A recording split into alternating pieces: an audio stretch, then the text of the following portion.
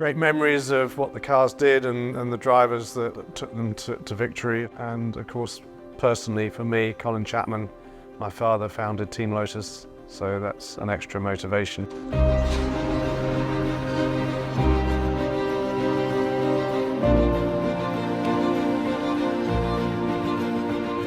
Ayrton had arrived in 85 and Dad had passed away in 82. My mother Hazel had decided to keep the team going as a Chapman family enterprise. The team knew that they had a really strong combination. Come 1986, there was a lot of expectation, really, more than optimism, real confidence. There was outstanding performance, and the 98T was one of the great Lotuses. It was a new era of Formula One. Another Chapman first was to go out and get a manufacturer's engine with turbos on it. And all of a sudden we had so much more power. There was an immediate requirement for more people on the team. That's how I lucked in to get into going racing in 83. We were going to be competitive again. It was an exciting time for young blokes like me. It's a fantastic looking car. It's got a really good history. These cars were very much synonymous with the turbo era of the 1980s, and there probably won't be more powerful cars on a Grand Prix circuit ever. I jumped at the chance of owning it, and it's been an amazing experience from start to finish.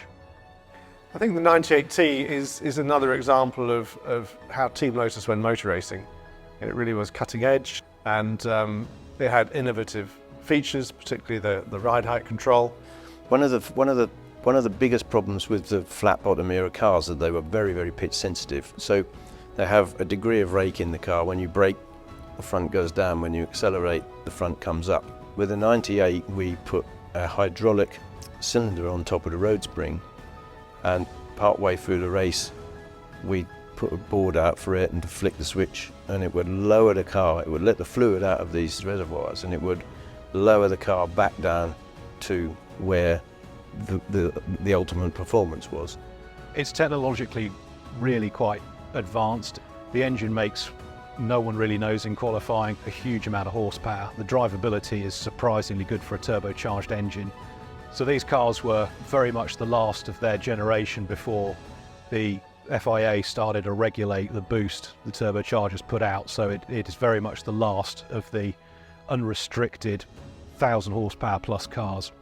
What classic Team Lotus is all about is originality, is preserving and presenting the cars as they were in their genuine condition. For the 98 T4 chassis to have a tribute which actually includes original materials from the car that Ayrton took around the track at breakneck speed, to have that in a really excellent quality, excellent design watch is so in keeping with Team Lotus.